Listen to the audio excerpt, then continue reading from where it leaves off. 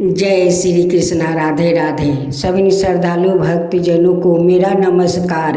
आज आप सभी श्रवण करेंगे वैशाख शुक्ल पक्ष की मोहिनी एकादशी व्रत कथा, साथ में सुने 11 माता की व्रत कथा।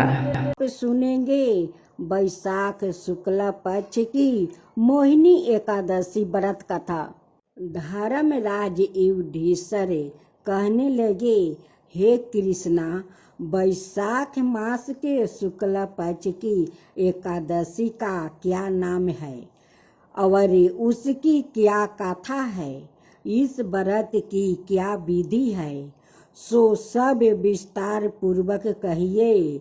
श्री कृष्णा जी कहने लगे, हे धर्मराज, मैं आपसे एक कथा कहता हूँ, जिसको महर्षि वशिष्ठ जी ने रामचंद्र जी से कहा था। एक समय रामचंद्र जी बोले, हे गुरुदेव, कोई ऐसा व्रत बतलाइए जिससे समस्त पाप और दुख नाश को समाप्त हो जाए। मैंने सीता जी के वियोग में बहुत से दुख भोगे हैं, अतः आप कोई व्रत बतलाइए। महर्षि वशिष्ठ बोले, हे राम, आपने बहुत सुंदर प्रश्न किया है। आपकी बुद्धि अत्यंत शुद्ध और पवित्र है। यद्यपि आपके नाम का स्मरण करने से ही मनुष्य पवित्र और शुद्ध हो जाता है, तो भी आपका यह प्रश्न लोकहित के लिए बहुत ही सुंदर है। वैशाख मास में जो एकादशी आती है उसका नाम मोहिनी एकादशी है। इस एकादशी का व्रत करने से मनुष्य सब पापों और दुखों से छुटकारा, मोह जाल से मुक्ति हो जाता है। अतः यह व्रत दुखी मनुष्यों को अवश्य करना चाहिए। इससे मनुष्य के सब पाप और दुख नाश को प्राप्ति हो जाते हैं। अब आप इसकी कथा एक गर्चित होकर ध्यान पूर्वक सुनिए। सरस्वती नदी के किनारे भद्रापति नाम का एक नगरी थी। वहाँ पर धूतिमान नाम का चंद्रवंशी राजा राज करता था। इसी नगरी में धन धनाय से पूर्ण पुनियावन धनपाल नाम का एक वेश्या भी रहता था। वो अत्यंत धर्मात्मा और विष्णु भक्त था। उसने नगर में अनेक भोजन लाए, प्याऊ, कुआं, सरोवर, धर्मशाला आदि बनवाया था और सड़कों पर आम, जामुन, नीम आदि के अनेक वृक्ष लगवाया था। उस वेश्या के 5 पुत्र थे, सुमना, सर्दबुद्धि, मेधावी, श्रीकीर्ति और धृष्ट बुद्धि। इनमें धृष्ट बुद्धि नाम वाला 5वां पुत्र महापापी था। वो पितरों आदि को नहीं मानता था। वो वेश्या और दुराचारी मनुष्यों की संगति में रहकर जुआ खेलता, पर स्त्रियों के साथ भोग विशाल करता और मध्य मास का सेवन करता।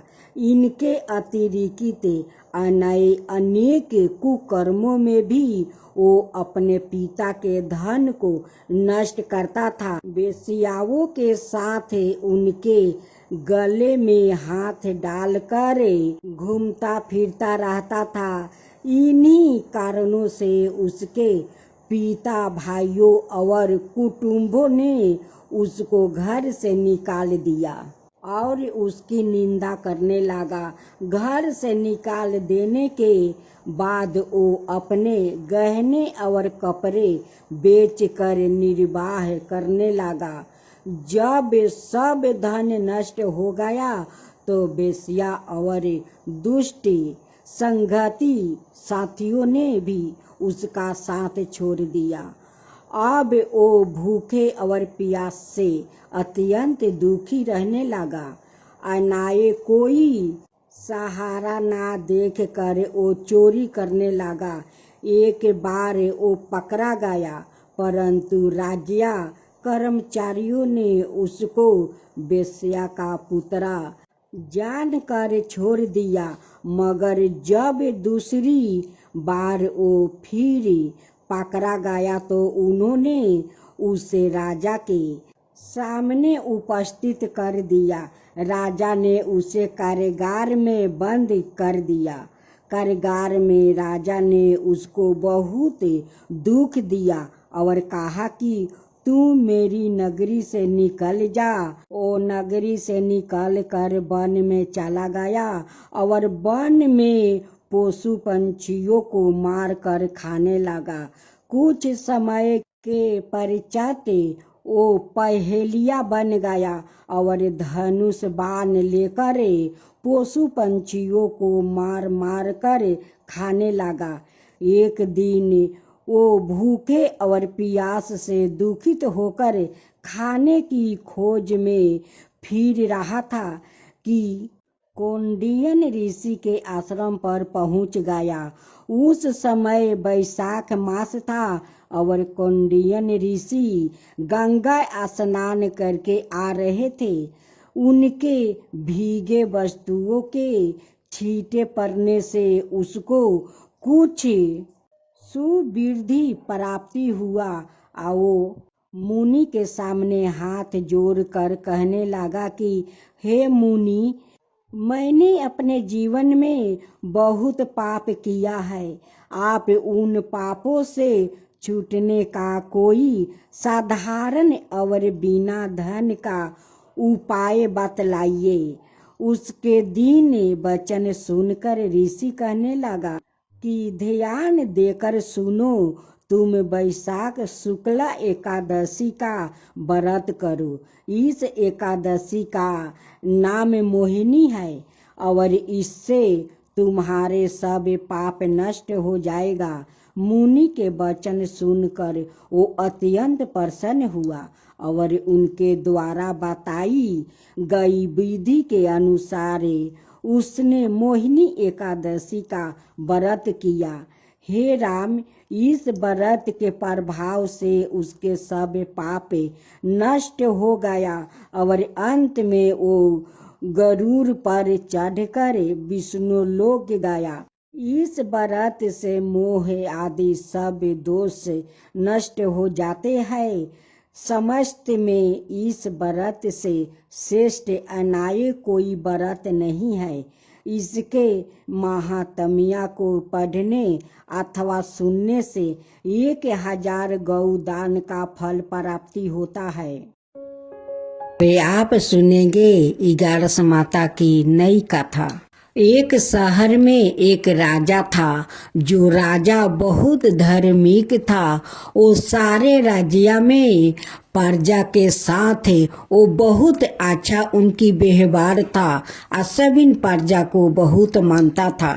राजा बहुत दान पुण्य करते थे और अपना महल में साधु संत को बुलवा कर वो हवन करवाता था, यज्ञ करवाता था।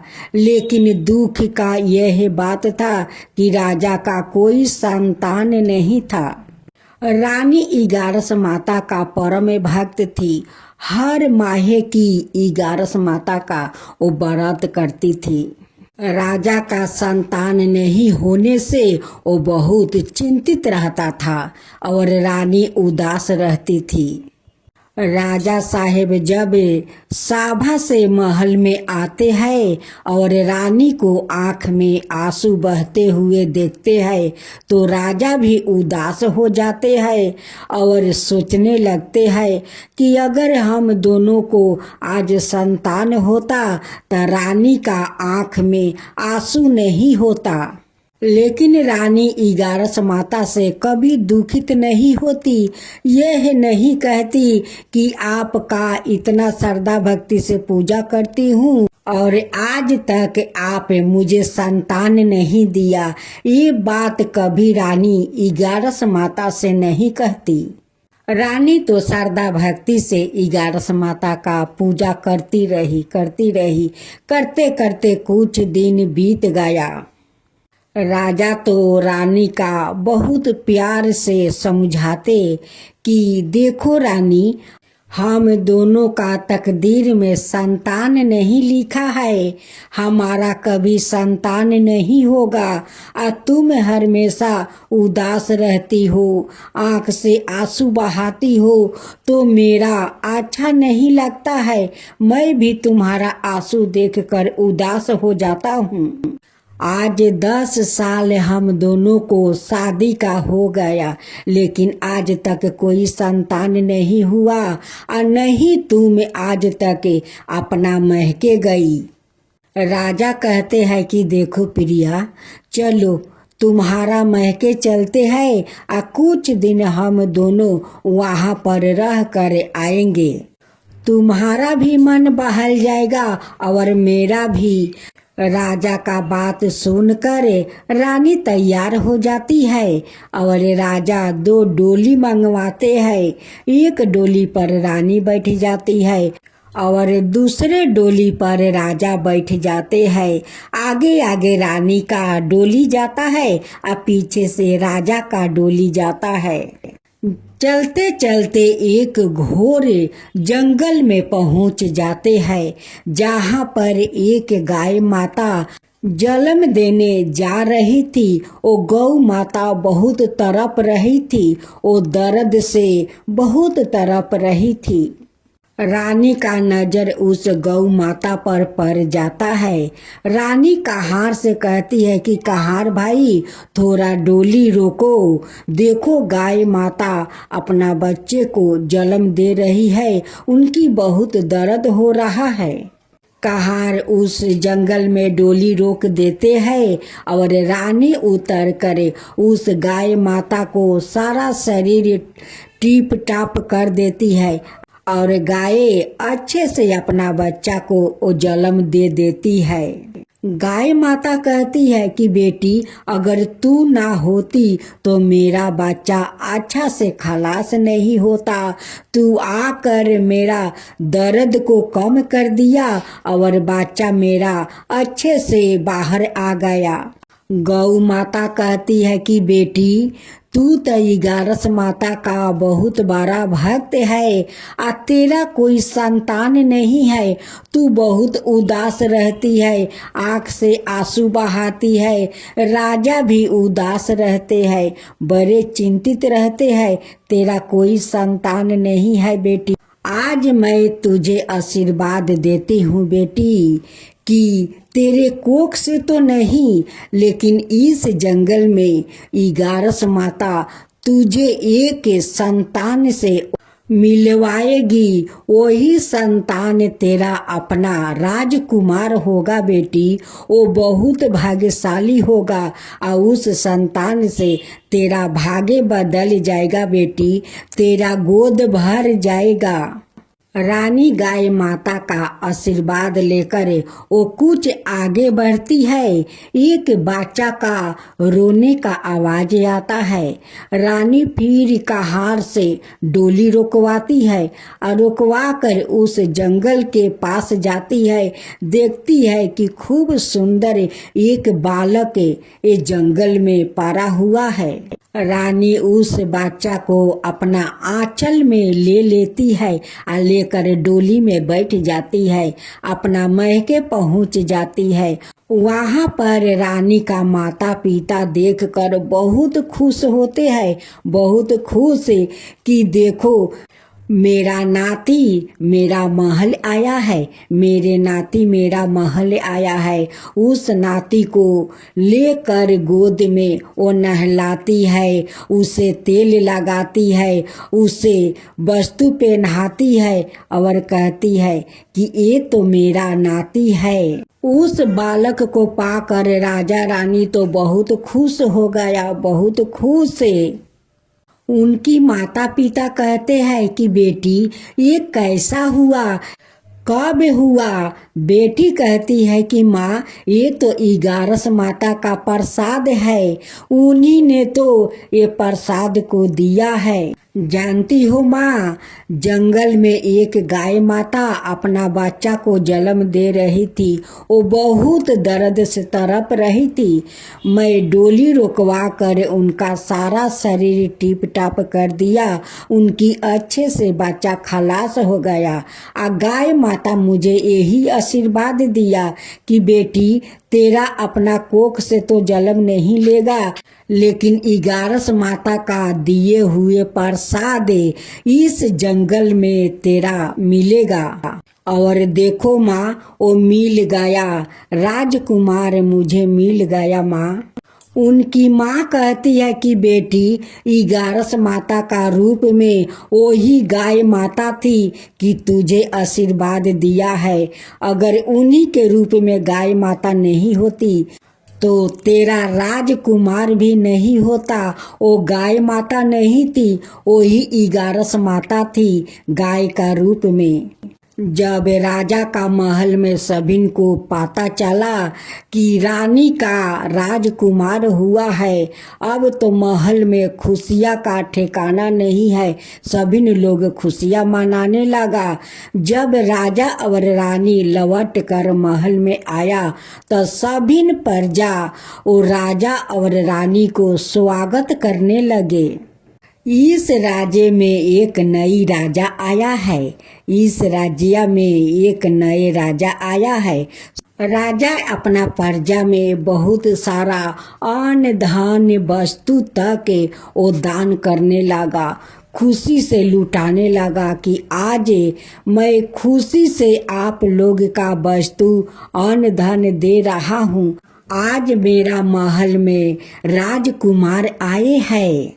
राजा और रानी इगारस माता का धाम धूम से वो पूजा करने लगे, उनकी आरती उतारने लगे। राजा रानी कहने लगे, हे इगारस माता, आज आप हमारे महल में खुशियाँ लौटा कर धन कर दिया है, धन कर दिया है ये इगारस माता। जैसे आप हम सबका महल में खुशियाँ दिया है, वैसा ही सबका गोद भर दीजिए, सबका महल में खुशियाँ ऐसा ही भर दीजिए। हे इगारस माता, जो आपका कहानी कहे, जो हुंकार भरे, उन सबके ऊपर कृपा करना। अगर मेरा कहानी में भूल हो तो क्षमा कर देना, अगर अच्छा हो तो सबका ऊपर कृपा करना। अब सुने, हर बरत गाथा के साथ सुनी जाती है लपसी तपसी की यह कहानी। एक लपसी था और एक तपसी था। तपसी हमेशा भगवान की तपस्या में लीन रहता था। लपसी रोजाना सावा शेर की लपसी बनाकर भगवान का भोग लगा कर जिमा लेता था। एक दिन दोनों लड़ने लगे। लपसी बोला, मैं रोज भगवान की तपस्या करता हूँ, इसलिए मैं बारा हूँ। तपसी बोला, मैं रोज भगवान को सावा शेर लपसी का भोग लगाता हूँ, इसलिए मैं बारा हूँ। नारद जी वहाँ से गुजर रहे थे। दोनों को लड़ता देख कर उनसे पूछा कि तुम क्यों लड़ रहे हो? तपसी ने खुद के बारा होने का कारण बताया और लपसी ने अपना कारण बताया। नारद जी बोले, तुम्हारा फैसला मैं कर दूंगा। दूसरे दिन लपसी और तपसी नहा कर अपनी रोज की भांति करने आए तो नारद जी ने छुप कर 1.25 करोड़ की एक एक औंठी उन दोनों के आगे रख दिया। लपसी की नजर जब औंठी पर पड़ी तो उसने चुपचाप औंठी उठाकर अपने नीचे दबा लिया। लपसी की नजर औंठी पर पड़ी, लेकिन उसने ध्यान नहीं दिया। भगवान को भोग लगाकर लपसी खाने लगा। नारद जी सामने आए तो दोनों ने पूछा कि कौन बारा है। तो नारद जी ने तपस्वी से खारा होने को कहा। वो खारा हुआ तो उसके नीचे दबी औंठी दिखाई पड़ी। नारद जी ने तपस्वी से कहा, तपस्या करने के बाद भी तुम्हारी चोरी करने की आदत नहीं गई, इसलिए लपसी बारा है और तुम्हें तुम्हारी तपस्या का कोई फल भी नहीं मिलेगा। तपस्वी शर्मिंदा होकर माफी मांगने लगा। उसने नारद जी से पूछा, मुझे मेरी तपस्या का फल कैसे मिलेगा। नारद जी ने कहा, यदि कोई गाय और कुत्ते की रोटी नहीं बनाएगा तो फल तुझे मिलेगा। यदि कोई ब्राह्मण को भोजन करवा कर दक्षिणा नहीं देगा तो फल तुझे मिलेगा। यदि कोई साड़ी के साथ ब्लाउज नहीं देगा तो फल तुझे मिलेगा। यदि कोई दिए से दिए जलाएगा तो फल तुझे मिलेगा। यदि कोई सारी कहानी सुने लेकिन तुम्हारी कहानी नहीं सुने तो फल तुझे मिलेगा। उसी दिन से हर बरत कथा कहानी के साथ लपसी तपसी की कहानी भी सुनी और कही जाती है। अब सुने हर बरत कथा के साथ सुनी जाती है लपसी तपसी की यह कहानी। एक लपसी था और एक तपसी था। तपसी हमेशा भगवान की तपस्या में लीन रहता था और लपसी रोजाना सावा शेर की लपसी बनाकर भगवान का भोग लगा कर जिमा लेता था। एक दिन दोनों लड़ने लगे। लपसी बोला, मैं रोज भगवान की तपस्या करता हूँ इसलिए मैं बारा हूँ। तपस्वी बोला, मैं रोज भगवान को सावा शेर लपसी का भोग लगाता हूँ इसलिए मैं बारा हूँ। नारद जी वहाँ से गुजर रहे थे। दोनों को लड़ता देख कर उनसे पूछा कि तुम क्यों लड़ रहे हो। तपस्वी ने खुद के बारा होने का कारण बताया और लपसी ने अपना कारण बताया। नारद जी बोले, तुम्हारा फैसला मैं कर दूंगा। दूसरे दिन लपसी और तपसी नहा कर अपनी रोज की भांति करने आए तो नारद जी ने छुप कर 1.25 करोड़ की एक एक औंठी उन दोनों के आगे रख दिया। लपसी की नजर जब औंठी पर पड़ी तो उसने चुपचाप औंठी उठाकर अपने नीचे दबा लिया। लपसी की नजर औंठी पर पड़ी लेकिन उसने ध्यान नहीं दिया। भगवान को भोग लगाकर लपसी खाने लगा। नारद जी सामने आए तो दोनों ने पूछा कि कौन बारा है। तो नारद जी ने तपस्वी से खारा होने को कहा। वो खारा हुआ तो उसके नीचे दबी औंठी दिखाई पड़ी। नारद जी ने तपस्वी से कहा, तपस्या करने के बाद भी तुम्हारी चोरी करने की आदत नहीं गई, इसलिए लपसी बारा है और तुम्हें तुम्हारी तपस्या का कोई फल भी नहीं मिलेगा। तपस्वी शर्मिंदा होकर माफी मांगने लगा। उसने नारद जी से पूछा, मुझे मेरी तपस्या का फल कैसे मिलेगा। नारद जी ने कहा, यदि कोई गाय और कुत्ते की रोटी नहीं बनाएगा तो फल तुझे मिलेगा। यदि कोई ब्राह्मण को भोजन करवा कर दक्षिणा नहीं देगा तो फल तुझे मिलेगा। यदि कोई साड़ी के साथ ब्लाउज नहीं देगा तो फल तुझे मिलेगा।